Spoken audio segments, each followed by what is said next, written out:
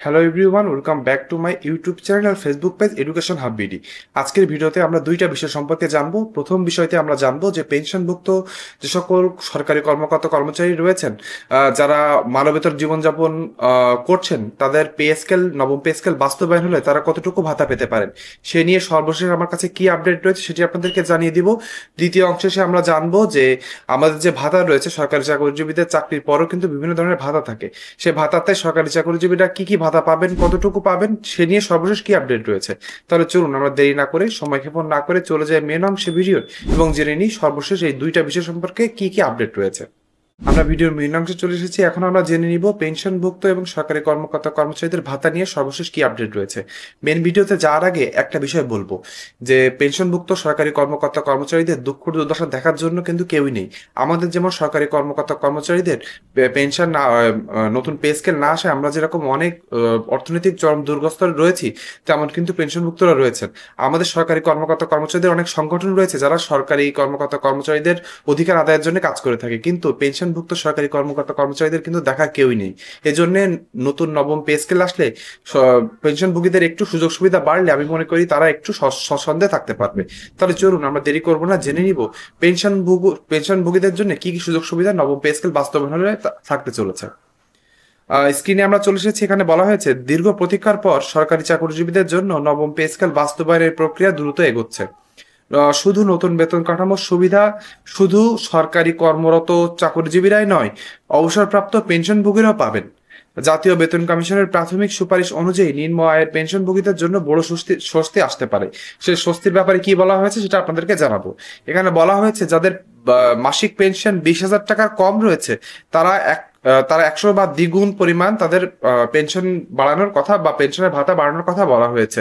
অন্যদিকে 30,000 টাকার উপরে যাদের রয়েছে, পেনশনভুক্ত রয়েছে, তাদের 75%, অন্যদিকে 40,000 টাকার বেশি যারা রয়েছেন তাদের ক্ষেত্রে 55% পর্যন্ত পে স্কেল বাস্তবায়ন হলে তাদের কিন্তু ভাতা বাড়তে পারে।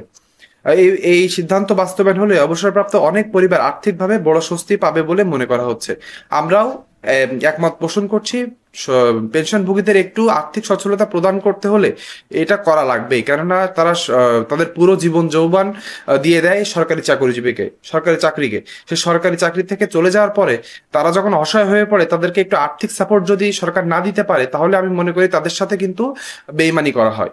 এজন্য আমরা অবশ্যই চাইবো পেনশনভুক্ত যে সকল কর্মকর্তা কর্মচারী রয়েছেন তারা তাদের ন্যায্য দাবি যেন পায়। অন্যদিকে বলা হয়েছে এই সিদ্ধান্ত বাস্তবায়ন হলে অবসরপ্রাপ্ত অনেক পরিবার আর্থিক স্বস্তি পাবে। দেশে বর্তমানে অর্থনৈতিক অবস্থা ও মুদ্রাস্ফীতির চাপ বিবেচনায় সরকার ধাপে ধাপে পে স্কেল বাস্তবায়নের পরিকল্পনা করছে। কিন্তু আমরা যতটুকু জানতে পেরেছি, কিন্তু প্রস্তাব অনুযায়ী পে স্কেল 3 ধাপে বাস্তবায়নের কথা বলা হয়েছে, যেখানে প্রথম ধাপে অর্থাৎ প্রথম অর্থ বছরে পে স্কেলের যে বেসিকটুকু রয়েছে সে বেসিকের 50% পর্যন্ত বৃদ্ধি করে সেটি দেওয়ার কথা বলা হয়েছে। অর্থাৎ পেনশনভুক্তরাও কিন্তু এর ভিতরে থাকবেন এবং পেনশনভুক্তরাও কিন্তু প্রথম ভাগে তাদের যে ভাতা রয়েছে, ভাতা বৃদ্ধির 50% পর্যন্ত তারা কিন্তু এই পে স্কেলে পেয়ে যাবেন। আর একটা বিষয় রয়েছে, ইতিমধ্যে পুনর্গঠিত বেতন কমিশন সুপারিশমালা তৈরির কাজ শুরু করে দিয়েছে। কমিশনের সুপারিশ দ্রুত সরকারের উচ্চ পর্যায়ে জমা দেওয়া হতে পারে বলে জানা গিয়েছে। এ পর্যন্ত আমরা চলে আসলাম। এখন চলে যাব আমরা দ্বিতীয় অংশে ভিডিওর, যেখানে বলা হবে যে সরকারি চাকরিজীবীরা তাদের যে বেসিক রয়েছে, বেসিকের সাথে তারা যখন ভাতা পেয়ে থাকেন, সে ভাতা কতটুকু বৃদ্ধির প্রস্তাবনা রয়েছে এবং কতটুকু বৃদ্ধি পেতে পারে সে নিয়ে সর্বশেষ কি আপডেট রয়েছে।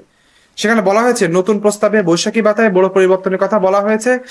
যেখানে মূল বেতনের 20% হারে বৈশাখী ভাতা সরকারি চাকরিজীবীরা এখন পাচ্ছেন, সেখান থেকে সেটা বাড়িয়ে 50% উন্নীত করার প্রস্তাব দেওয়া হয়েছে এবং সেদিকেই বাস্তবায়নের দিকেই কিন্তু হাঁটছে নতুন সরকার। যদিও আপনাদেরকে এই অংশে এসে আপনি জানিয়ে দিতে চাই যে যে কোনো ভাতায় কিন্তু সরকারি চাকরিজীবীরা প্রথম অর্থ বছরে পাবেন না। এমনকি যদি পে স্কেল 3 ধাপে বাস্তবায়ন হয়, তাহলে কিন্তু আপনি ভাতা পেয়ে যাবেন তৃতীয় অর্থ বছরে, যে অর্থাৎ এখন এই 2026 সালে পাবেন না, 2027 সালে পাবেন না, 2028 সালে যে আপনি ভাতা পাবেন। তার মানে এখনো 2 বছর রয়েছে। যেহেতু এক্ষুনি ভাতা দেওয়ার প্রয়োজন হচ্ছে না, এজন্য ভাতা যদি একটু বেশি পরিমাণে বাড়ানো হয়, তাহলে কিন্তু সরকারি চাকরিজীবীদের যতটুকু দিতে হবে ততটুকু কিন্তু এখন সরকারি কোষাগার থেকে যাচ্ছে না। এই জন্যে ভাতার পরিমাণ একটু বাড়তি হবে, এটাই আমার সরকারি চাকরিজীবীদের আশা। ভিডিওর এই অংশে এসে আমরা জেনে নিব যে এখানে একটি ফটো কার্ড দেখতে পাবেন, যেখানে বলা হয়েছে যে আমার ফেসবুক পেজ এবং আমার ইউটিউব চ্যানেলে যারা এই ভিডিও দেখে থাকছেন, তাদের প্রায় 72% মানুষ আমার ইউটিউব চ্যানেলটি সাবস্ক্রাইব করেন না। আপনাদেরকে অনুরোধ করবো যে অবশ্যই আমার ইউটিউব চ্যানেলটি সাবস্ক্রাইব করে দিবেন, ভিডিওতে একটি লাইক করে দিবেন এবং কমেন্ট বক্সে আপনার যৌক্তিক মন্তব্য লিখবেন।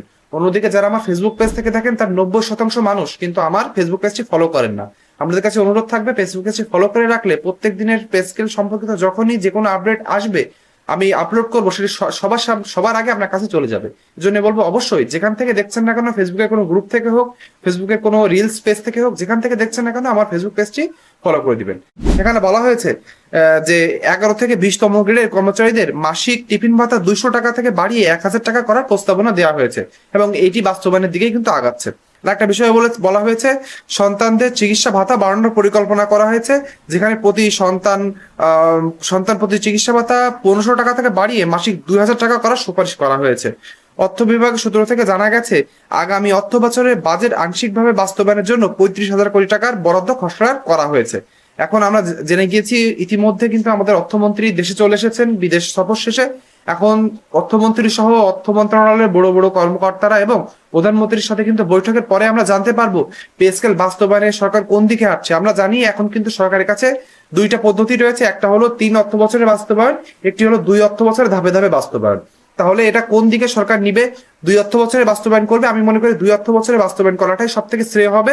সরকারি চাকরিজীবীরা এখানে সুযোগ সুবিধা 2 অর্থ বছরে পেয়ে যাবে, অন্যদিকে সরকারি কোষাগারেও কিন্তু একবারে অনেক বড় চাপ পড়বে না। আপনিও আমার সাথে একমত কিনা অবশ্যই কমেন্ট বক্সে লিখে জানাবেন যে আপনি কোনটি চান, 3 অর্থ বছরে পে স্কেল বাস্তবায়ন হোক নাকি 2 অর্থ বছরে পে স্কেল বাস্তবায়ন হলে ভালো হবে। এখানে বলা হয়েছে কমিশনের সুপারিশ দ্রুত সরকারি উচ্চ পর্যায়ে জমা দেওয়া হতে পারে বলে জানা গিয়েছে। নতুন হচ্ছে অর্থ বিভাগের সূত্র যেটা জানিয়েছে সেটা 35,000 কোটি টাকা, সেটা আপনাদেরকে জানিয়ে দেওয়া হয়েছে। এখন শেষ অংশে জানবো, প্রথমে মূল বেতনের একটি অংশ কার্যকর হতে পারে বলে জানানো হয়েছে, সেটা কিন্তু 3 ধাপে বাস্তবায়নের ক্ষেত্রে, অর্থাৎ 50% বেসিকের যতটুকু বাড়ানো হবে ততটুকু প্রথম অর্থ বছরে দেওয়া, যেটা 3 ধাপে বাস্তবায়নের কথা বলা হয়েছে। তবে পূর্ণাঙ্গ ভাতা অন্যান্য সুযোগ সুবিধা পুরোপুরি বাস্তবায়ন 2028-29 অর্থ বছর পর্যন্ত সময় লাগতে পারে। অর্থনৈতিক বাস্তবতা মাথায় রেখে সরকার ধীরে ধীরে নতুন বেতন কাঠামো কার্যকর করার পথে হাঁটছে।